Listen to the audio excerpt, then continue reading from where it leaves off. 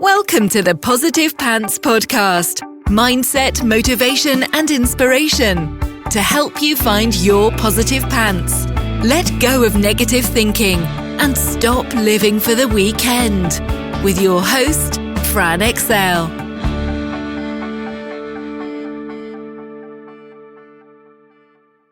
So welcome to the show. As always, it's Fran Excel Mindset Coach helping you find your very own pair of positive pants so you can get out of your own way and live a life that you love. Thank you so much for joining me. I'm very grateful you've chosen to put me in your earbuds today. Please do hit the subscribe button so you don't miss anything, and do leave me a review. I love reading them, and it really helps me get found by other people who need to hear what I share. I'd also love you to email me your mindset and productivity questions or topics you'd love me to cover to hello@franexcel.com, because I know a lot of you think I'm inside your heads because you tell me all the time. But if I don't know what you need, I can't give it to you. So let me know. Welcome back to the replay series of previous Positive Pants podcast episodes that are absolutely perfect for where we are right now in lockdown. I'm continuing to highlight all the tools that you already have in your armory right now. Many people have felt stuck in overwhelm at this time. There's been pressure to do. Don't waste time. You know, easier said than done when you're in overwhelm, because it can feel completely paralyzing. Hopefully, I am here to help. Been there, done it, and got the t-shirt many times. And I remember the feeling so well when back in 2014, we lost everything. Our business, our home, ended up moving in with my mother-in-law. And we somehow had to pick ourselves back up and do something about it. Now, follow even just a few of these steps and you'll start to get yourself moving again.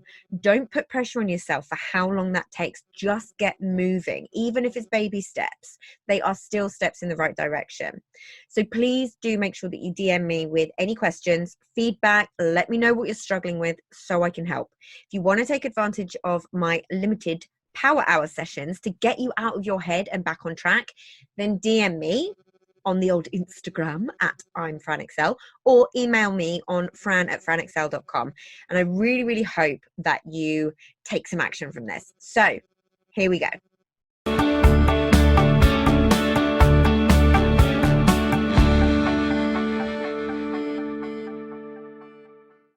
Welcome to the show. As always, I'm Fran Excel Mindset Coach, helping you find your very own pair of positive pants so you can get out of your own way and live a life that you love. So today I am going to be talking about overwhelm, which is something I struggle with, I know you struggle with, and everybody else struggles with. So I'm going to have a chat with you about how to get out of overwhelm and into action, because that's the main thing we need to do.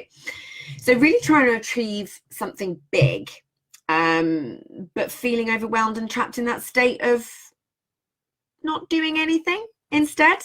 Feeling overwhelmed, it can really make you procrastinate. So procrastination, as well as comparison, is the thief of joy. Procrastination will stop you doing those things you really want to and need to do the things and achieve the things that you really want to.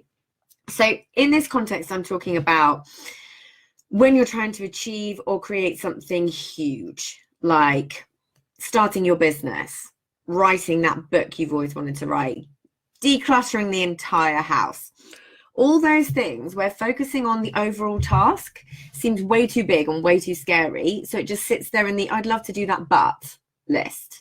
And you're right there making a ton of excuses as to why you aren't doing it. You know, the whole, I don't have enough time, I'm not good enough. Who am I to do X, Y, and Z? I can't because of X, Y, and Z. Can you relate to any of that? I know you can. If you say no to that question, I know you're lying. So the big things are the hard things, but they make the biggest differences in our lives. So this can be applied to really anything that feels like a huge task and you're stuck feeling overwhelmed and not getting anywhere fast. So you get stuck in this sort of paralysis. You start surfing social media or just one more episode of your favorite Netflix binge. Guilty. And pretty sharpish. You don't take any of the action that you need to, and you stay exactly where you're at. Panic not, my friend. There are a few ways to get yourself through this, and I've got you back. This is something that I talk about all the time.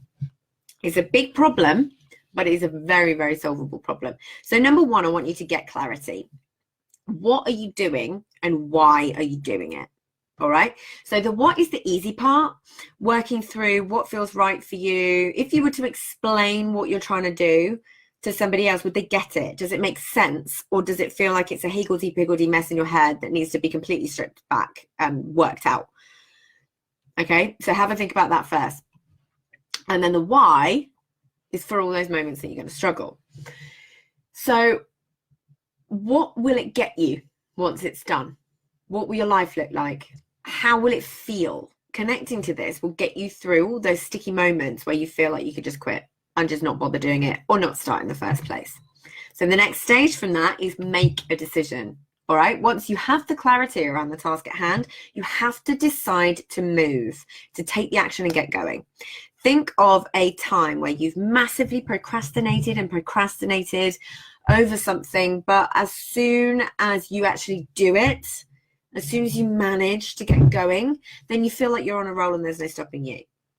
Those moments, you've just got to push through the initial resistance to it.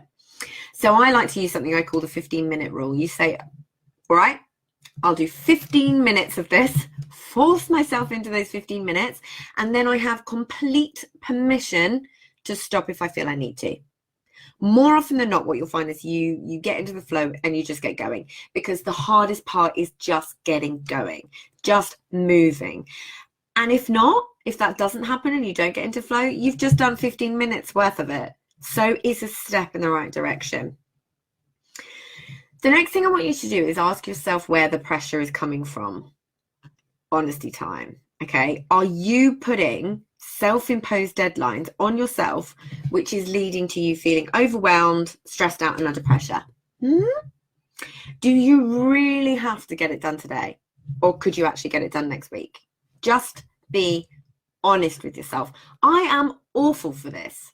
I love deadlines. I love sticking to deadlines. I don't tend to miss deadlines. But what that does is puts pressure on me. And actually, I have to check in with myself all the time. I'm very efficient. I like to get things off my to-do list. So I'm certainly always guilty of this one, but I know how to move through it. I know the steps to get going. So I always have to check in and give myself like a gut check and ask if my deadlines are my deadlines, or, because, my deadlines are my decision. Okay. Or are they actually someone else's legitimate deadline? Am I just busy being busy? I am busy being busy. What happens if I don't do this one thing? Yeah. So don't focus on the big scary goal that requires all the things. Looking at the task as a whole is always going to feel overwhelming. Look at each individual goal as its own entity. Focus on the now, not the future.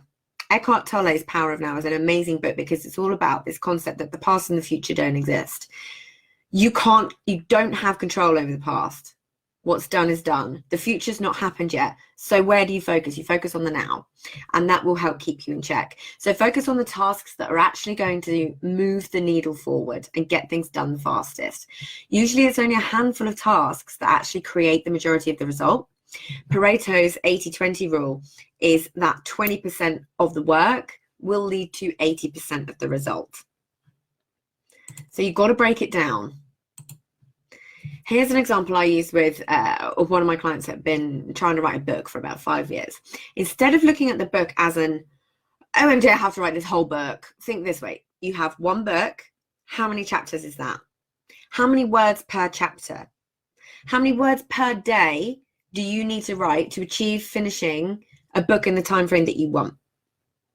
Does that make sense? So instead of you telling yourself, I have to write a book today, cue panic, it turns into, I have to write 2,000 words today, which I do pretty much every single time I write a blog. Done in about an hour. To give you another example, we just got the keys to our new house. And as always, You think when you buy something, oh, it's in great nick, whether you're buying or renting or whatever, you think, oh, it looks great, we can just move in, we don't have to decorate at all, it's perfect just as it is. Then the owners move out and you see where every single picture was on the walls, you see all the stairs and the discoloration on the floors, you see the leaky tap, and then you realize you've got a mammoth task ahead. So instead of, OMG, I have to decorate the whole freaking house, freak out, break it down. What rooms are really a priority? We decided that the kitchen is a priority because Tobin's a chef. The kitchen is the hub of our whole house and is always going to be. So if we have people over or people to come help us paint, we need the kitchen to be in good working order so we can actually give somebody a glass of water. This basic stuff. So the kitchen for us was number one priority. And then we broke down the kitchen to walls, cupboards, skirting, things we have to, like the things we have to paint, things we have to fix, all of those things. And then it became all these little tasks that kept getting ticked off the list. So what rooms are really a priority in whatever you're trying to achieve? What needs to be done that is going to be the quickest and easiest way for you to move forward? Just break the task down further and further and further until you can see clearly what needs to be done, rather than focusing on this huge, whole enormous, I don't know where to start kind of task. Just work out the best place to start and then start. So prioritize. This part needs you to get really honest with yourself again about what really actually needs to get done and what is just a distraction. You cannot tackle everything at once, so don't try. There's this myth that as women, multitasking is something that we're great at, but it's a myth. The reality is it's not good for anyone. Your brain doesn't like context switching. It doesn't like flitting between tasks. It actually makes those little tasks take longer and makes you lack focus. So things like if you're sitting there with your computer and there's 30 tabs open and you're getting notifications through on all of them, how much longer is it going to take you to do that one task? Get rid of it. Get rid of the distractions. Prioritize. Get really honest with yourself. And when you look at your list, ask if it's really a priority or if it's even necessary at all. You can get so busy being busy. It's unbelievable. I'm guilty of it all the time as well. I think I have to research that speaking gig, or I have to research this particular person, or whatever it may be.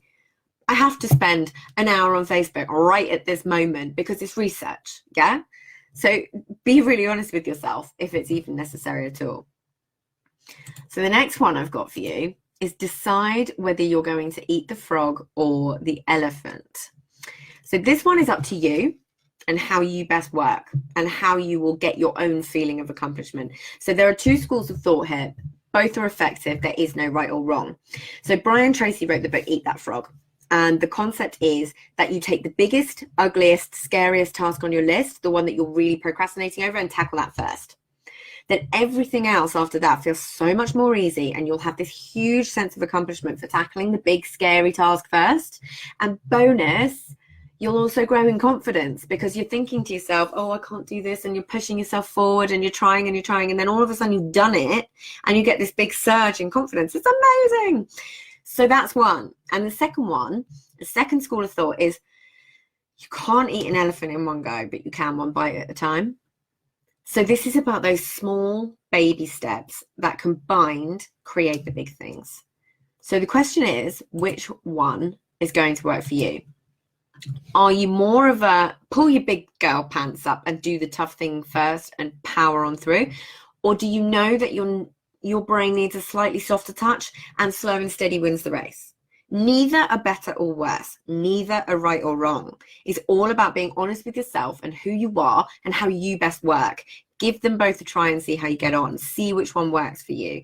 I've been known to do both depending on how my day's been, and that's totally cool too.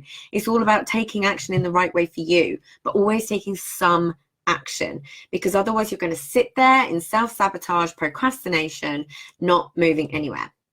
So the next one I like to talk about a lot is my scary brain dump to-do list. So this is one of my faves because you will have exactly the same amount to do, but the headspace you clear and the time you save from not worrying or procrastinating over all the things that you have to do is invaluable.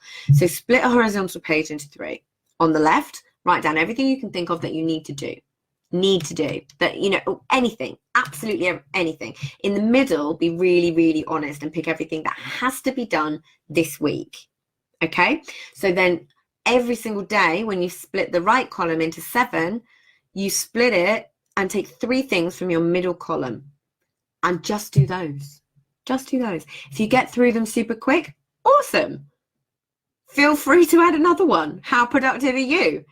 The sense of achievement you'll feel will be so much better than the usual overwhelm of when you're having a look at your list on the left-hand side and saying, oh my God, I've only achieved 3 things on that list. It's incredible. It's one of my favorites. I've got a template for this over in my Etsy shop, and I will add a link to it. Fran Excel printables, but I'll add a link to it below. Make sure you can get your hands on that. So schedule some specific time to work on this huge thing. What this will do is give you permission to switch off once you're outside of that schedule, instead of feeling guilty for taking time for yourself, which is non-negotiable. You have to take time for yourself. And I am bad for that too sometimes.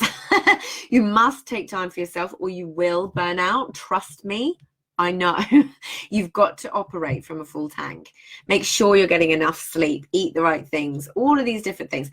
If you don't, this does make things feel harder. So don't ignore it. That myth that you should work until the early hours and forego sleep and things like that is utter BS. Sleep is one of the most important things that you need. And I'm super strict on getting my 8 hours. That's one thing I am 100% strict on. Think about it. How productive do you really feel when you're tired? Not very productive, right? Listen to your body and stick to your schedule. So many mindset gremlins will get smashed in the process and you won't feel guilty anymore or distracted from enjoying life when you're not doing all the things. So scheduling a specific time to do this stuff, and also scheduling specific time for yourself, which means that you will then enjoy doing that stuff for yourself. And finally, please remember who's in control here. Don't forget just how much control you have over your own thoughts, feelings, and actions. You've absolutely got this. You just need to believe it 100%. So don't look at this huge task and think, oh my God, how am I ever going to get started? Procrastinate, self-sabotage, not take action. That's what's going to happen. Break it down, use these tips, and actually get this massive task achieved and feel incredible afterwards. So I hope that was really, really helpful. As always, I will see you next week. Bye.